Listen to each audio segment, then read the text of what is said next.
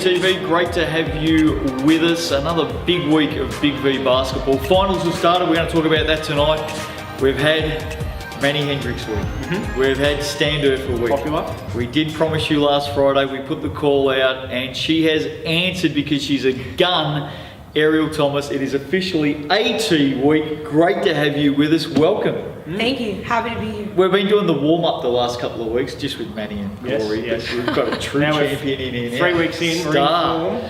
We are in form. Hey, listen, it hasn't been a hugely or overly successful season for the senior women at McKinnon. But having said that, that's your third season this season with the Cougars, is that right? Third season. It's Man, actually flown by. Yeah, you're nearly a local now. You're at home. Hey? Just call me a resident. You do, Straight. you do, seriously, you do really enjoy it out here, don't you? I definitely do. It's been a blessing. McKinnon's definitely welcomed me with open arms since day one, so I've enjoyed it. Tell you what, one of the best players that's been running around the last few years as well. Does everything, an absolute dynamo on the court. Of course, went to, you were a Duck, weren't you? I'm a Duck. Yeah. Go Tell Ducks. us about that. I Oregon we're talking about. Yes. Yeah, Oregon. University of Oregon. We're not Oregon State, guys. No, not OSU. Go the Beavers. Yeah, no, boo Beavers. No, it was a great opportunity. Favorite color is green, so it was like, I think it was meant to be to go to Oregon. Don't tell Ringwood Hawks. No. So I got to play under a legend, Coach Westhead, Paul Westhead, who actually coached the Lakers as well as the Phoenix Mercury, and he won a championship with both. So it was really up and down basketball, great experience.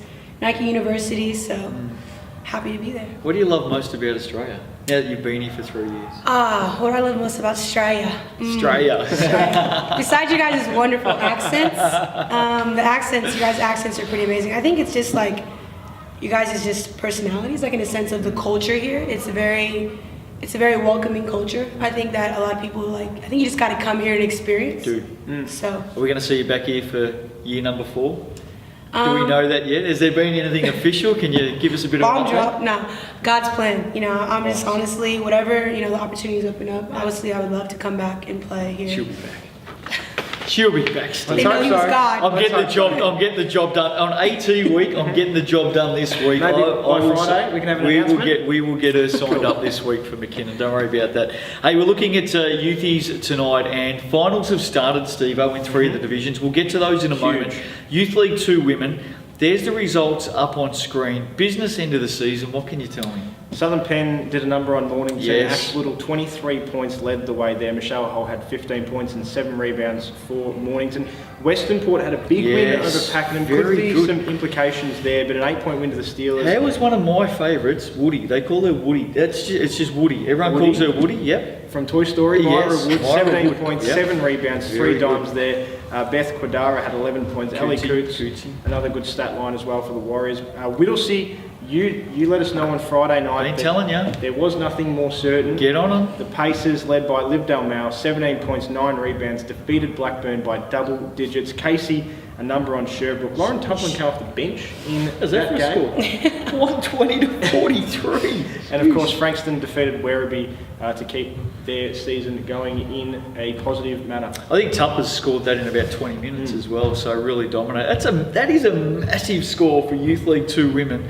Not just by virtue of getting the points in, but I reckon across the league the shooting clip would be sub 30. So that's an incredible effort. You mentioned Cassie Borer as well. She's a very, very important piece for Frankston. Yeah, absolutely. Heading into this part of the season, 25 points, 9 rebounds, couple of steals, couple of blocks. They're the important parts. Youth League 2 men, there's all the results up on screen for you. Chelsea, Western Port, a narrow win over Latrobe City. Maccabi as well out there at Wallen, very, very good. Melton continue to win.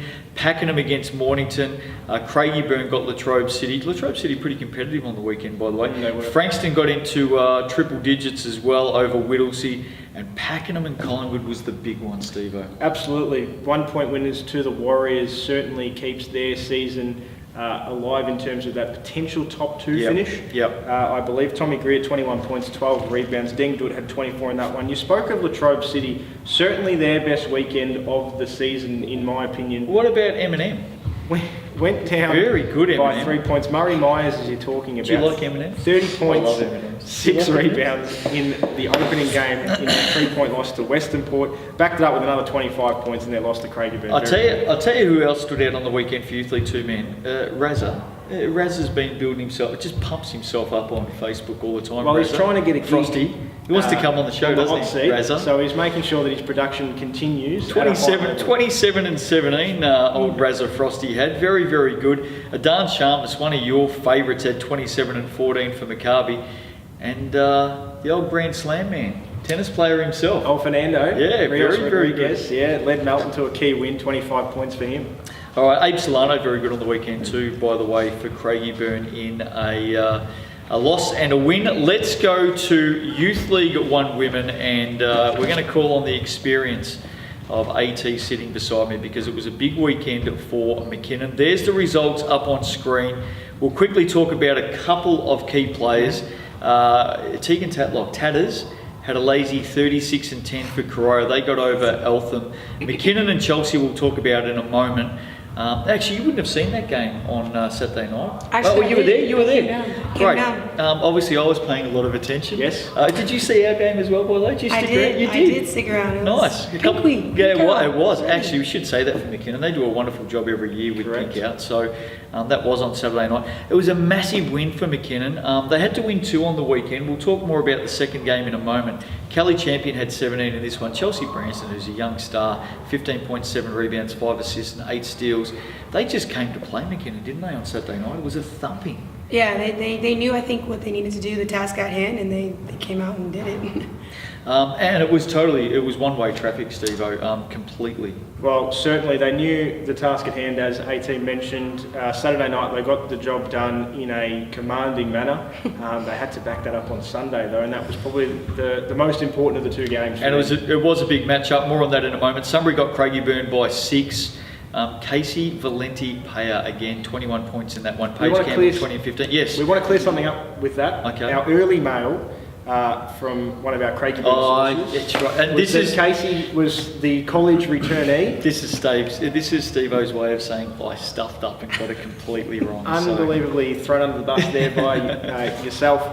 Casey's actually 15. Yes, has not done a day in college at all. She has never been there, Steve-O. I don't think she's ever been out of the country. She may not have ever left the borders of Craigieburn, mate. So sorry, Casey. I'm telling you, at 15 years old, an absolute star and future star of the competition. Yeah, she might go to college. And it was, Zoe Albin that was returning from college. Steve-O stuffed it up. Got it the wrong way around. Keilor got Geelong. Keilor flying at the moment. Keilor again on Sunday against Eltham, 27-2 first quarter. Zoe Garth had 19 in that one. Camberwell and McKinnon was the big game because we knew this Saturday night. Whoever won out of that game, finals. Whoever lost, done. So it was basket for basket the whole game. They just couldn't quite get there. The drought continues for us missing out on the finals. But, they're well coached by Nathan. Like you said, Chelsea's a gun. They can only go up from here. Yep. She is a very good young player. You've seen a bit of Chelsea Branston at senior level. So Camberwell won it, Steve-O. They're through. Correct. Caitlin Wallace, 20 points in that one. You mentioned the stars from McKinnon, but certainly the ball's in Camberwell's court. Yep. Cara Jeffers and the team, well done. Let's have a look at Youth League 1 men. Elimination finals. So winners go through, losers are out. There's the 2 results. Oh, massive, really. Geelong and Corio Bay, rivals at stake in an elimination final. It was always going to be a great contest, but Geelong 8-point winners. Nathan Grondek had 14 points. Wayne Nieth had a double-double. He was important for Corio Bay. They had their 2 stars perform very well. Jordan O'Leary with 25 points and 8 rebounds.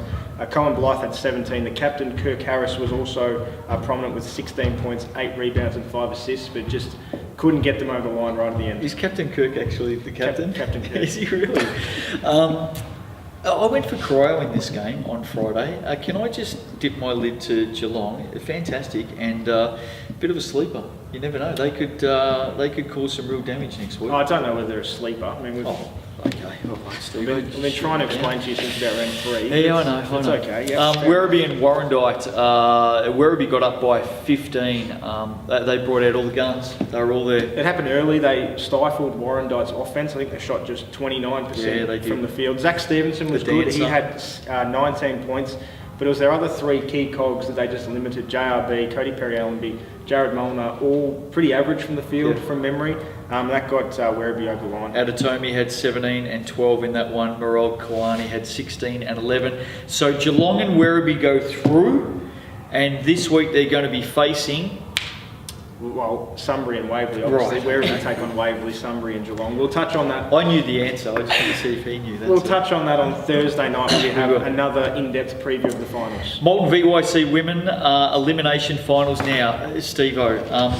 Massive debate has been raging since the weekend over VYC. Of course, it's crossover, 1v4, 2v3, 3v2, 4v1, whichever way you want to put it around.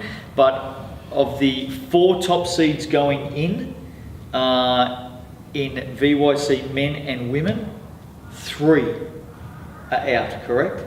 Am I right? Top seeds is in number 1 seeds. Number 1 seeds. Am I right in saying 3 of the 4 are out? I'm sure you told me that off air before we started. Am I right? You potentially could be right. Anyway, there's been a lot of debate since the weekend is what I'm trying to say, because it's cutthroat, AT. You can finish first, you get a home final against the 4th place team, and as we're about to find out, it doesn't mean anything. You lose, you're gone. Playoffs. Everyone comes to play in playoffs. Anything can happen. Well, there has been a lot of debate since the weekend, and it's something we've spoken about every year for 5 years, Steve. It's not a new thing. It's happened every year.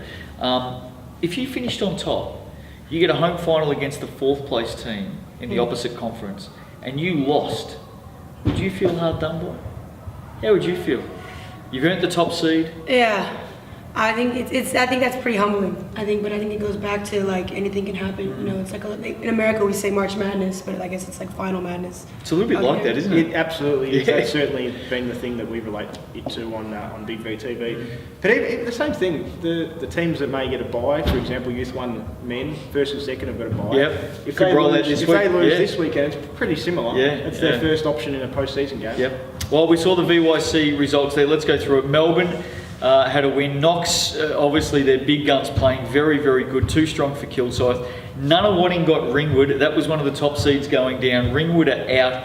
I saw that game, and both teams clearly had their chances. Nunawading got the win. Ringwood had their chances. Make no mistake about that. Nunawading get it by 6. So the top seed gone. Sandringham beat Bendigo. Take us through it. Well, I think the Ringwood one, we mentioned it last week, and we slightly teased that this could have been their 3rd straight year where they were either 1 or 2 seed and they bombed out before the grand final. Yep. Well, this is year 3. That's super unlucky for the Hawks, but hats off to the Spectres for taking that win. Knox clearly too strong for Kilsyth, which was expected. Melbourne and Diamond Valley, an 11-1 3rd quarter. Really put that one on ice. You don't expect to be winning too many finals, scoring 1 point in a quarter of basketball. Sheesh. Leah Santamaggio, 26 points for Knox. Can we send a cheerio to Leah? Big story last week with Leah. You can share that with everyone. She was named as a development player for the WNBL's Melbourne Boomers. Yep, well done to Leah. Congratulations, really good. And you would have played against Leah at times. She's only young player coming through the ranks, been playing youth and seniors for Knox, of course. I just have to remember what's her number. Sometimes I go by numbers. I'm a visual person. I apologize. She would have hit a few threes on you, let me tell you that. Okay. So, Rachel Watson, 15 and 20 for Ringwood. Kaylin Ibbotson had 14 and 7 for Nunawading. Sandringham looking very good. Alabatish, very, very big game on the weekend. Straight back into the lineup, 28 points and 14 rebounds. Certainly one of the barometers for Sandringham heading into the next couple of weekends. We're going to talk more about it later on the week, I know that, but the matchups from here, Steve-O, are... yes, certainly. Sandringham take on Melbourne. And that's at Sandringham? Correct. Okay. While Knox will host Nunawading. Ooh. 2 winners, grand final. 2 losers, out. I might go to that Knox Nunawading. There you go. Very nice. You haven't got a game this week? Or? I got a game, but I'll try to squeeze it in. I know some players in that. Molten VYC men, there's the results from the elimination finals. Eltham and Kilsyth, what an absolute beauty this was. We said it would be. Jeffers has got unlimited. It's done. Wow. Unlimited. He can coach for as long as you want from here. What a huge effort. Great win. Absolutely. took care of business against the defending champions Cobras, of course. They've obviously had a little bit of player turnover from last season, but certainly a big win for the Wildcats. Mark Scherf, 18 points. Ovi McBeggar had 14. Tom Clifford, 8 points, 8 rebounds, 5 assists, did a little bit of everything. Will McRae was great. Very good. For Kilsyth. Hit 7 or 8 threes. Yeah, 25, known three-point shooter. Jordan Adam had a double-double. But Kilsyth just falls short by the slimmest of margins. And then the higher seeds all went down. Bulleen went down to Nunawading by 35. Dandenong in a cliffhanger go down to Hawthorn by 1. Unbelievable win by the Magic. And Keilor goes down to Sherbrooke by 20. Yeah, a couple of big margins in terms of the road teams as well. 35 points Nunawading, 20 points Sherbrooke. Hats off to those ones. 34-8 fourth quarter for the Spectres. Smacked them. Put that one to bed. Slapped them silly, Steve. 27-9 second quarter gave the ascendancy to Sherbrooke throughout the whole second half from there on in. Yep. Joshy Dow, 26 points. Marek Toman had 15. Cam Bradley, double-double. Had 5 dimes to go with that Timothy as well. Simons. How did Timothy Simons go? Timothy Simons, he had 25 points and 8 rebounds. I'm glad you picked that one up. We're on to you, BJ. We're on to you, sunshine. Timmy Simons and Mitchell Ush had 22 as well for Keilor. Very, very humorous young fella is BJ Simons. Timothy, apparently. So there you go. So games coming up. Again, we'll talk about it later on in the week. Yes, Thursday night. Matchup, Steve-O. Nunawading host Hawthorn. I'll tell you what. Don't sleep on Hawthorn. That was a big win down at Dandenong. Eltham will host Sherbrooke. Oh, love that. Sherby, they beat McKinnon's youth men in the last round to make the finals, and then make the finals they did to go on and beat Keilor by 20. One thing I heard about Eltham on the weekend, massive crowds. Absolutely. Massive crowds, so it's going to be huge for that game. So they win, they're through to the grand final. And will be big for the association if they do. Really good.